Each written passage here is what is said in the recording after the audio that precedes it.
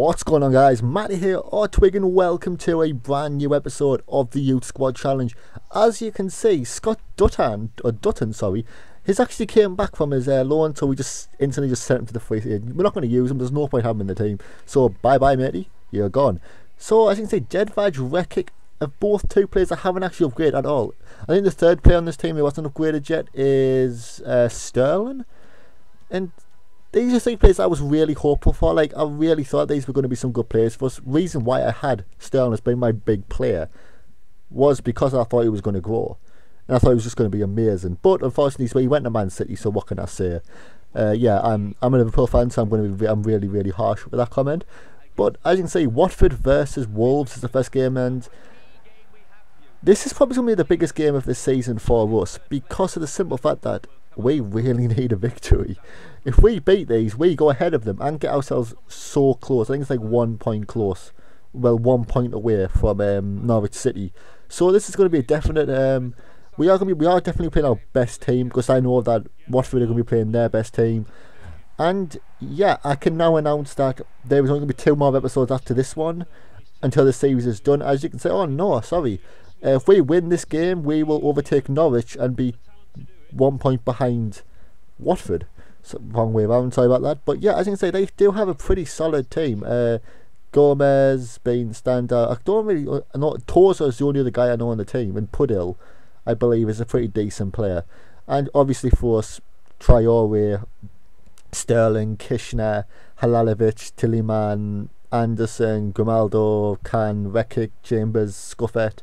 Don't think I forgot anybody, did I? Nope, I don't think so. So yeah, going still. The first chance did come the 3rd minute when I'm not going to try and pronounce his name, tries to shoot, but we do get it away. Down to Halalovic, up to Anderson, back down to Sterling, who's still playing that striker role for now. He does kind of outmuscle him somehow. Down to Kishner, who is just an absolute god. I still love him.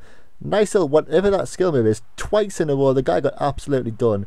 Cut in, and should that have been a penalty? I'm going to say yes, because, well, I am the guy playing, and in my opinion it should have been. But we weren't giving it. Down to Chambers now, back down to Sterling, who is getting like absolutely rampaged. We do another one of them, which is like my favourite skill move, and he shoots and it does go out. So in the first 10-15 minutes, we have proven to be the better team. So the next chance we get is in the 16th minute. Traore now using his pace to his advantage. Nice step over there. And he just passed it straight down to Anderson, who should have probably, well, he did go for the shot, but that was a lethal challenge there from behind. And Anderson gets himself wiped out like always, because he's got a huge forehead. 30th minute now, that's quite a huge jump from 15th to 30th, but this was a very middle of the path kind of game. Nothing really happened massively that could have that really stood out for us, in my opinion. But it's really like the way that world class works now. I don't think Kick should have like cut in there, but he did. Anderson now up to Sterling, who, what a defensive save by whatever his name is. That was a hell of a save. But as you can say, so far every chance has been on us. We have just been the most dominant force possible on this in this game. Sorry. And yeah, that was half time really. We are such a dominant team, but we're just not putting the balls in. I mean, like, our defence is solid at the moment. You cannot get past it. Our strike force is a little bit wobbly, and as you say, the next chance just come the 59th minute, when he does just sky it. But yeah, our defence is solid. I mean, I don't think since I've played we've had a seriously bad game in a long time. And I know it's only been 8 episodes, and this series does end in 2 more, so 10 episodes the series will be ended. But yeah, there's like no real outshining thing, because our scorekeeper, our defence is amazing. As I've just said, that Scuffet does like a wonder save, like 2 in a row, which is pretty much why he is the greatest of all time for us. So 63rd minute, and they do get a corner and crosses it in straight off that. We punch it out, passes it up to Grimaldo, down to Anderson, and we get the ball away. Halalovic now in the 89th minute over to Tillman up to Anderson. Anderson now just going to run round and pass it down to Sterling. Sterling's actually a Bolo was brought around this half. Tillman now maybe should have went for the shot, but just go to Anderson. Anderson just does this grass cutter, and I have scored them in the past, but unfortunately this wasn't one of the chances that we had. to put one in the back of the net. Forrester comes on for them. Is it Forrester? I don't know his name. I'm not going to pretend like I know his name. The kick now does go for another one of his little wonder strikes, but yeah, he's not a striker, he's a defender, and that pretty much proved it. And in the 85th minute is where the last chance of the game comes in. And if Kishner got the header on there, we would have had the victory. We would.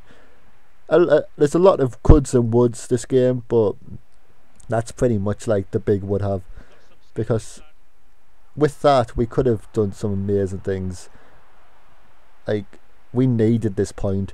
Next episode, I believe we have a game against Norwich City. So, even with the draw of this game, and yes, this game did come to a draw, even with the draw of this game, we still have the chance of beating Norwich and getting ourselves into that second place position and potentially go on to win the game. And only if Tillman really stepped up there, he could have got the ball. He could have had it. And yes, unfortunately, that was a 0-0. Another 0-0. I mean, I think last 3 episodes or so we've had 0-0s. But hopefully in our sim games we can do better with our first game, sim game of the episode anyway, against Huddersfield United. I've actually got friends from Huddersfield. I know you don't care about that, but I do. Gerard's little brother, but Guerzo scored in the 29th minute. Sorry, no, he's number 29. In the 19th minute he scores. 18th minute, Jolly gets a yellow card, so he's not probably going to be too jolly. And yeah, that goes all the way through into the 70th minute, maybe. When the 71st minute, Ake gets a yellow card, which is another thing that isn't that uncommon. Our defence always gets a yellow card, but we do get a 1-0 victory against the team that's lost the last 3 games in a row. So Cardiff City now is going to be our next game, and this is a team I'm hopeful against because they are a brilliant team, don't get me wrong. Probably should be in the Premiership, but aren't, so unlucky for them. But this is going to be a tough game for the both of us. I mean, both teams, strong-ass teams. But Desart does put it in the back of the net in the 36th minute. A guy who hasn't really played that much, to be honest. He hasn't really proven himself because I'm just kind of sticking with the same team. But I believe this game was the backup team, yes. So we do bring it Sterling on. He gets a goal in the 84th minute to take it to 2-0. 2-0 victory against Cardiff, you can't really go wrong. A team that is pretty much set for Premier League success at some point in a few years' time. But there is a few players who I think we're getting shouted. Anyway, they'll get back to us. Nottingham Forest, sorry about that, is the next game. The last game, I believe, or the second of last game, and we kick getting a yellow card in the 6th minute. We actually have quite a few players who are now being sent out to do their international duties. So that's a bit inconvenient, but Halalivic does pop one in the back of the net in the 40th minute. Guerzo gets injured in the 50th. And we are so lucky because if Guerzo got injured in the last episode, we would have had to forfeit this game because we just couldn't handle it. Desart does score in the 82nd minute. And yeah, 2-0 victory again. So that's 3 wins in a row for us. One more win and I'm going to be super fucking happy. But it is against Reading and I apologise for swearing. Probably shouldn't do that. But a win, a draw and a win in the last 3 games. They're going to be 3 pretty decent victories, and 3. Reading is a team that is going to be quite difficult to beat for us.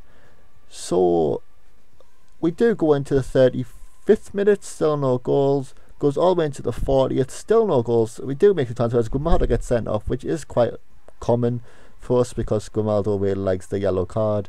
And yeah, nothing really happens. And this was a game that I really needed to win. But as always, the last thing you're going to see right now is going to be the league table, which should be appearing any second now, after the whole loading screen comes up. Here it is. Yeah. So Norwich is in first. We go into second, 4 points behind Norwich. This is going to be the biggest thing for us. They are 20 goals ahead of us, pretty much. So we're going to need the victory. But thank you for watching. I'll tell you guys later. Bye bye.